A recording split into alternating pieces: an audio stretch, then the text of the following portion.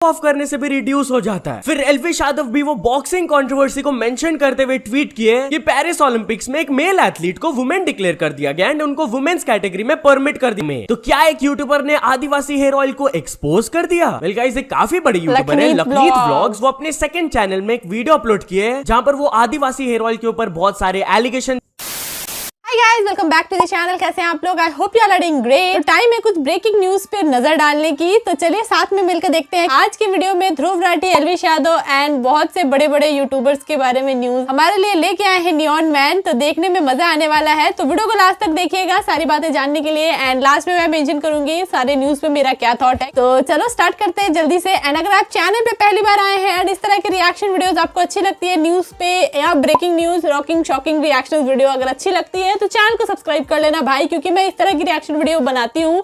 So content आपको बहुत अच्छी मिलेंगी इस चैनल पे। सो जरूर से सब्सक्राइब करके रखो। क्वालिटी कंटेंट प्रोवाइड करने की कोशिश करती हूँ, कोशिश को थोड़ा सा सपोर्ट कर देना। तो चलो स्टार्ट करते हैं रिएक्शन को। तो क्या हालचाल, सत श्री अकाल, मैं हूं नियॉन मैन एंड गाइस आज हम लोग बात करने वाले हैं the biggest heart break for Indians के बारे में। यस गाइस, आज सभी इंडियंस का एक न्यूज सुनकर हार्ट ब्रेक हो गया एंड ये न्यूज है about the wrestler Vinesh Phogat. कल ओलंपिक्स में इन्होंने हिस्ट्री क्रिएट कर दिया था। वो क्वार्टर फाइनल्स में एक ऐसे रेसलर को हराई थी जो कि अपने इंटरनेशनल करियर में कभी भी नहीं हारी है। तो कोई भी एक्सपेक्ट नहीं कर रहा था कि ये जीतकर सेमीफाइनल्स पहुंचेगी। And guess what, Vinesh Phogat semifinal पहुंचकर उसको भी जीत ली, विच मींस कि उनका मेडल कंफर्म्ड हो गया था। मतलब कि मिनिमम सिल्वर तो उनको मिलने ही वाला था, गोल्ड मेडल भी वो जीत सकती थी। And she would have become the first ever Indian female wrestler जो कि फाइनल एट द ओलंपिक्स खेलेगी। बट गेस व्हाट गाइस, आज उनसे रिलेटेड एक बहुत ही अनफॉर्चुनेट न्यूज आया कि उनको डिस्क्वालीफाई कर दिया गया। यस, उनका जो कैटेगरी था it was 50 kg women's wrestling and उनको डिस्क्वालीफाई कर दिया गया for being overweight. Approximately 100 gram ज्यादा था उनका वेट, इसलिए उनको पूरे कैटेगरी से हटा दिया गया एंड अब उनको कोई भी मेडल नहीं मिल पाएगा। अकॉर्डिंग टू सम रिपोर्ट्स बताया जा रहा है कि ओवरनाइट विनेश फोगट पूरा हार्ड वर्क कर रही थी अपने एक्स्ट्रा 2 kgs को शेड करने के लिए, but she miss the mark by 100 grams and अभी उनका करेंटली इतना हालत खराब है कि she has been hospitalized. Of course सभी इंडियंस का ये न्यूज सुनकर दिल टूट गया एंड हमारे प्राइम मिनिस्टर भी इस पर रिएक्ट करते हुए एक ट्वीट किए कि Vinesh, you are a champion among champions. आप हमारे देश की प्राइड हो। एंड हाँ, ये सेटबैक हमें हर्ट करता है, but at the same time हम आपके रेजिलियंस के बारे में जानते हैं and your nature to take challenges head on, come back stronger and हम सब लोग आपको सपोर्ट कर रहे हैं। And according to some reports बताया गया कि बिहाइंड द सीन्स हमारे prime minister Indian Olympic Association की प्रेसिडेंट पीटी उषा से कनेक्ट करके इन्फॉर्मेशन लिए थे एंड वो पर्सनली उनको बोले कि कुछ भी हेल्प वगैरह चाहिए होगा तो बताना एंड अगर कुछ प्रोटेस्ट करके फायदा हो सकता है तो उन्होंने अलाउ कर दिया कि आप प्रोटेस्ट भी कर सकते हो वहां पे। इस सिचुएशन के बारे में बात करते हुए ध्रुव राठी भी ये ट्वीट किए, जस्ट फॉर 100 ग्राम्स। ये चीज बहुत ही ज्यादा अनबिलीवेबल साउंड कर रहा है। इतना वेट तो शायद से अपना बाल शेव ऑफ करने से भी रिड्यूस हो जाता है। फिर एल्विश यादव भी वो बॉक्सिंग कंट्रोवर्सी को मेंशन करते हुए ट्वीट किए कि पेरिस ओलंपिक्स में एक मेल एथलीट को वुमेन डिक्लेयर कर दिया गया एंड उनको वुमेन्स कैटेगरी में परमिट कर दिया गया कंपीट करने को। एंड दूसरी तरफ विनेश फोगट जो कि वर्ल्ड चैंपियन को हराकर फाइनल्स तक पहुंची, उनको 100 ग्राम एक्स्ट्रा वेट की वजह से डिस्क्वालीफाई कर दिया गया। ये जो अनफेयर एंड बायस्ड बिहेवियर चल रहा है पेरिस ओलंपिक्स में, उनके इंटेग्रिटी के ऊपर सवाल उठना चाहिए। बट एनीवेज, चलिए आगे बढ़ते हम लोग बात करने वाले स्पीड के बारे में। तो क्या स्पीड को यूट्यूब से लाइव स्ट्रीम करने से बैन कर दिया गया है? वेल गाइस, रिसेंटली मैंने आप लोगों को बताया था कि वो कार जंप स्टंट किए थे end of course that was very dangerous. उन्होंने वर्बली शायद से वार्निंग दिया था, बट ऐसे स्क्रीन में उन्होंने टेक्स्ट नहीं लिखा था कि do not try this at home. Well allegedly उस चीज की वजह से शायद से उनके चैनल में एक कम्युनिटी गाइडलाइन स्ट्राइक आ गया है, जिसकी वजह से कुछ दिनों के लिए वो अपने चैनल पर स्ट्रीम नहीं कर पाएंगे। उनके जो कैमरामैन है वो खुद पोस्ट करके दिखाया कि एक्टिव कम्युनिटी गाइडलाइन स्ट्राइक्स 1 हो गया उनके चैनल पे। एनीवेज, चलिए आगे बढ़ते हम लोग बात करने वाले Elvish Yadav versus the ranting गोला के बारे में। तो एल्विश यादव और एक इन्फ्लुएंसर के बीच में लफड़ा स्टार्ट हो गया। वेल बेसिकली हुआ क्या कि कुछ दिन पहले पार्लियामेंट से क्लिप वायरल जा रहा था जहां पर ब्लू बकेट रैंडमली बीच में रखा हुआ था वाटर लीकेज की वजह से छत में। तो बहुत सारे लोग गवर्नमेंट को मॉक किए बोलकर कि 1200 करोड़ का स्ट्रक्चर 120 रुपए के बकेट पे डिपेंडेंट है। एंड इसी टॉपिक के अराउंड द रैंटिंग गोला जो कि एक इन्फ्लुएंसर है, वो भी वीडियो बनाई, आप खुद देख लीजिए।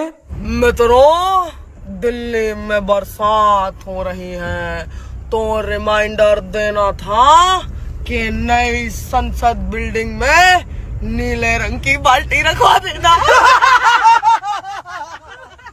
जिसको शेयर करते हुए एल्विश यादव अपने ट्विटर में लिखे आई सपोर्ट LGBTQ। शायद से इनडायरेक्टली वो उनके अपीयरेंस एंड वॉइस का थोड़ा सा मजाक उड़ाए। तो द रैंटिंग गोला अब उनको रिस्पॉन्ड करते हुए नीचे वाला फोटो पोस्ट की, yes Elvish we know you do, I do too, we all should. उनके LGBTQ रिमार्क को लेकर उनका थोड़ा मजाक उड़ा दी। बट ये चीज यहाँ खत्म नहीं हुआ, वो फिर से एक और ट्वीट की, ईडी ने तुझे खुला छोड़ दिया। एल्विश के ईडी केस को लेकर वहां पर वो उनको थोड़ा ट्रोल कर दी, जिसकी वजह से ऑफ कोर्स उनको काफी ज्यादा हेट भी मिल रहा था एल्विश आर्मी की तरफ से, जिनके बारे में बात करते हुए फिर उन्होंने ये ट्वीट किया, Elvish army showed me today that humanity is dead. Anyways चलिए अब आगे बढ़ते हम लोग बात करने वाले एमिवे वर्सेस किंग के बारे में। तो एमिवे वर्सेस किंग के बीच में काफी बड़ा लफड़ा स्टार्ट हो गया है। वेल गाइस, इन दोनों के बीच में कंट्रोवर्सी काफी टाइम से चलते हुए आ रहा है। 2 महीना पहले मैंने आप लोगों को बताया था। उसके बाद कुछ दिनों पहले किंग एक गाना अपलोड किए थे एफ व्हाट दे से, जहां पर वो एमिवे को थोड़ा सा डिस किए थे। तो उनको रिप्लाई देते हुए कल एमिवे अचानक से अपने इंस्टाग्राम में ये पोस्ट कर दिया with the caption #flush what they say। तो शायद से उनकी तरफ से डिस्ट्रैक्ट आने वाला है। एंड जैसे ही किंग इस चीज को देखे वो अपने थ्रेड्स में पोस्ट डाले,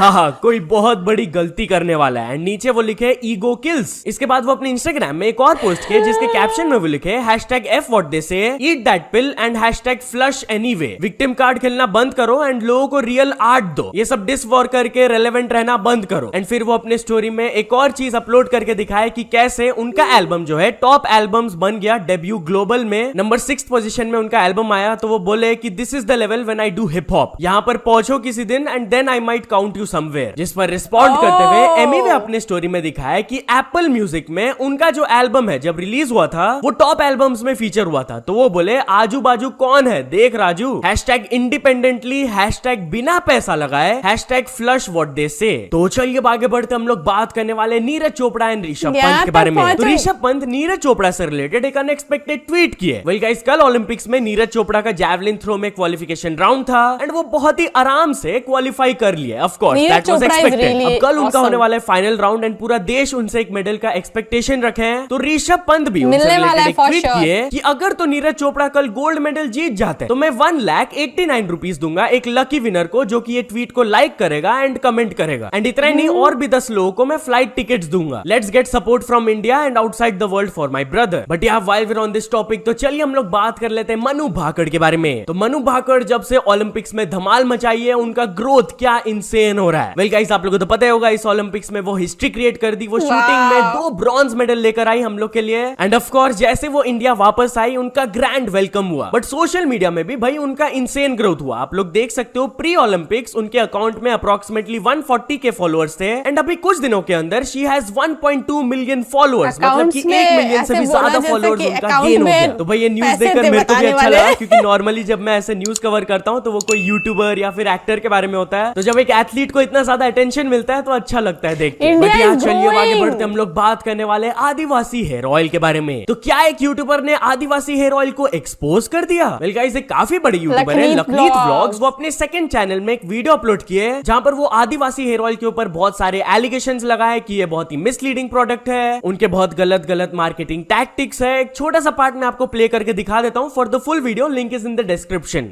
तो भाई सबसे पहले तो लोगों ने बताया कि उन्होंने प्रोडक्ट जब खरीदा तो प्रोडक्ट खरीदने के बाद उन्हें सेटिस्फैक्टरी रिजल्ट नहीं मिला। उसके बाद उन्होंने वापस कॉल किया, जो कि उनका गारंटी थी 30 डे या 60 डे, कोई 90 डेज दे रहा है कि अगर इतने में आपके बाल वापस नहीं होते हैं, बाल स्ट्रांग नहीं होते हैं, तो हम आपको पूरा 100% रिफंड कर देंगे। लेकिन जब उन्होंने कॉल किया तो उनके कॉल ही रिसीव नहीं हुए। कॉल रिसीव हुए तो उनसे बड़ी रूडली बात की गई, उनसे बोला गया कि अभी हम बिजी हैं, बाद में बात करेंगे, फलाना ठिकाना, और वो लोग बेचारे कुछ भी नहीं कर पाए। और एक दूसरी चीज़ यहाँ नोट करने वाली है कि बहुत से लोगों ने जब प्रोडक्ट ऑर्डर करा तो ये लोग बोलते हैं कि वहाँ जड़ी बूटियों के साथ उस प्रोडक्ट को बना रहे हैं। बट आपको पता है जब ट्रैक करते हैं ना ऑर्डर, तो ट्रैकिंग ऐप बताता है कि आपकी डिलीवरी तो किसी अदर स्टेट से आ रही है, किसी को गुजरात से आ रही है, किसी को महाराष्ट्र से आ रही है। तो भाई कर्नाटका का तेल उड़ के महाराष्ट्र या फिर गुजरात तो नहीं पहुँच रहा होगा ना। ऑफकोर्स इन्होंने फैक्ट्रियाँ सेटअप करी वहाँ पर और ये पूरा मार्केटिंग कर करके उसको सेल कर रहे हैं। सबसे ज़्यादा शॉकिंग बात यह कि इनकी जो हेयर ऑयल की बोतल आती है उस पे कहीं भी इंग्रेडिएंट्स नहीं लिखे हुए उन्होंने, जो कि नेसेसरी है। मुझे नहीं पता अब तक गवर्नमेंट एक्शन क्यों नहीं लेती। आगे बढ़ते हम लोग बात करने वाले मनोज दे के बारे में। तो मनोज दे बोले कि इन्फ्लुएंसर्स को ये चीज बिल्कुल भी नहीं करना चाहिए। यस, उन्होंने क्या करने से मना किया आप खुद सुन लीजिए। आजकल क्या हो रहा है कि इंस्टाग्राम पे फॉलोअर्स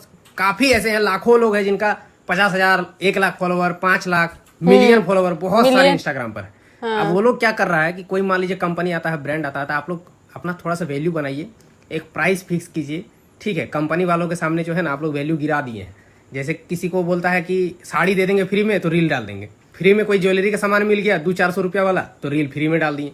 ऐसा नहीं करना है भाई। कोई कंपनी आता है तो एक वैल्यू बनाइए, उसको बोलिए कि मेरा 50,000 रुपया चार्ज है। जैसे मिलियन फॉलोवर है तो आपको 50,000 रुपया मिनिमम चार्ज लेना चाहिए, चाहे वो प्रोडक्ट हो या कोई भी सर्विस का आप प्रमोशन कर रहे हैं। जैसे इसका 5 लाख फॉलोवर है तो मैं आराम से बोल देता हूँ कि 30,000 रुपया मिनिमम लगे। तो अगला बोलता है कि मिलियन वाले तो फ्री में कर दे रहे हैं, कोई बोलता है मिलियन वाले तो 2,000 रुपया में ही कर दे रहा है। कोई करना ही नहीं चाहता। क्यों पता है? क्योंकि आप लोग खुद खराब कर दिए हैं मार्केट। चार्ज फिक्स कीजिए कि मुझे इतना चाहिए, इतना लेंगे तभी, क्योंकि कंपनी आपके द्वारा पैसा कमा रहा है। आप ये चीज समझिए। बट एनीवेज चलिए अब आगे बढ़ते हम लोग बात करने वाले एक आदमी के बारे में जिनको एक फेसबुक कमेंट करने की वजह से अरेस्ट कर लिया गया। यस गाइस, इलॉन मस्क अपने ट्विटर में यूके से एक स्टोरी को शेयर किए जहां पर एक आदमी पुलिस का वीडियो बना रहे थे एंड वहां पर पुलिस उनको बोल रहे थे कि आपके एक ऑफेंसिव फेसबुक कमेंट की वजह से हम आपको अरेस्ट कर रहे हैं। तो इलॉन मस्क के इंसिडेंट के बारे में सुनकर काफी शॉक होते हुए रिएक्ट करते हुए लिखे, arrested for making comments on Facebook. क्या ये ब्रिटेन है या फिर Soviet union? Is this really accurate? And yes, community notes में mentioned है कि according to the Communications Act 2003, UK में अगर आप indecent, offensive या फिर obscene comments वगैरह करते हो पास सोशल मीडिया में, तब आपको अरेस्ट किया जा सकता है। बट एनीवेज चलिए अब आगे बढ़कर हम लोग बात करने वाले एक सिंगल मैन के बारे में जो कि गर्लफ्रेंड ढूंढने के लिए बिल बोर्ड पुट अप कर दिए। यस गाइस, यूएसए वाला स्टोरी आ रहा है कि एक पर्सन $1,000 का बिल बोर्ड लगवाए ताकि वो एक डेट को ढूंढ पाए, गर्लफ्रेंड बना पाए। एंड गाइस लिटरली मैंने उनका इंस्टाग्राम चेक किया, उन्होंने पोस्ट किया हुआ है, वो अपने बारे में बहुत कुछ लिखे हुए हैं कि आई कैन कुक, मेरे पास एक कैट है एंड कुछ नॉर्मल हॉबीज है। अब इतना अटेंशन उनको मिला है तो होपफुली उनको एक डेट मिल जाएगी। सो यहाँ तो चलिए अब कुछ अचीवमेंट के बारे में बात करते हैं। तो चलिए अब एक इंटरनेशनल स्टोरी के बारे में बात करते हैं। हम लोग बात करने वाले लोगन पॉल के बारे में। तो लोगन पॉल एक WWE रेसलर के अगेंस्ट केस फाइल कर दिए। यस गाइस, वो अपने ट्विटर में पोस्ट करके दिखाया कि वो the real LA night wrestler के अगेंस्ट केस फाइल कर दिए हैं एंड ऊपर कैप्शन में वो लिखे सी यू इन कोर्ट। बट उन्होंने ऐसा क्यों किया? वेल बेसिकली नीचे वो वीडियो भी एक अटैच किए जहां पर उन्होंने दिखाया कि वो रेसलर उनके प्राइम गाड़ी के शीशा वगैरह को फोड़ रहे थे, वैंडलाइज कर रहे थे। तो वो रेसलर की तरफ से भी एक रेस्पॉन्स आया, लगता है वो ज्यादा सीरियसली नहीं लिए, उन्होंने बस अपना मर्चेंडाइज का फोटो डाल दिया एंड वो लिख दिया या एनीवे चलो आगे बढ़ते हैं, देखा जाएगा इसको। भाई लगता है कि लोगन पॉल को केस खेलना बहुत पसंद है। अभी कल ही मैंने आप लोगों को उनसे रिलेटेड न्यूज बताया था कि वो यूट्यूबर कॉफी जिला के ऊपर भी केस फाइल किए थे।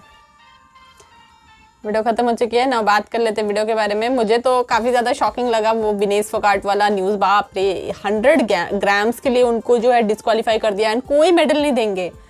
That is really shocking. बहुत ज्यादा बुरा लगेगा यार, कोई बंदा अगर कोई लड़की अगर इतना मेहनत करके आ रही है, यहाँ तक पहुंची है, गोल्ड मेडल तक पहुंच गई थी एंड उसको 100 ग्राम्स के लिए वो उन्होंने आउट कर दिया। तो आई थिंक ठीक है भाई, रूल्स होते हैं, लेकिन यार जब आप लड़का लड़की में, जो लड़का है लड़की बन के जब खेल सकता है, ऐसे कर सकता है, तो कुछ ना कुछ तो गड़बड़ है यार। मुझे भी ऐसा लग रहा है कि प्रोटेस्ट करना चाहिए इसके खिलाफ एंड इसके बारे में पता करना चाहिए, गवर्नमेंट को भी इसके बारे में संज्ञान लेना चाहिए। ऑल टाइम चैंपियन को हरा के विनेश फोगाट गई थी वहां पे फाइनल में, तो बहुत बहुत बहुत बड़ी बात है एंड विनेश फोगाट के लिए तो भाई क्लैपिंग बनती है यार। एंड किंग की बात करो यार, वो कह रहा है पहले यहाँ तक पहुंचो।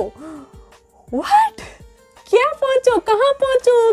किस दुनिया में? मतलब मार्स पे रहता है क्या वो? मतलब मार्स पे रहने वाले, आई थिंक वो मार्स पे रहने वाले लोगों के साथ रहने लग गए हैं, रफ्तार, कृष्णा एंड ऑल एंड कलमकार के लोग। दैट्स द रीजन कि उनका भी दिमाग ना उड़ गया है। मतलब किसको कह रहे हैं कि भाई वहां तक पहुंचो? भाई वो ऑलरेडी बंदा वहां तक पहुंच चुका है भाई। एमी की क्या बात कर रहे हो भाई?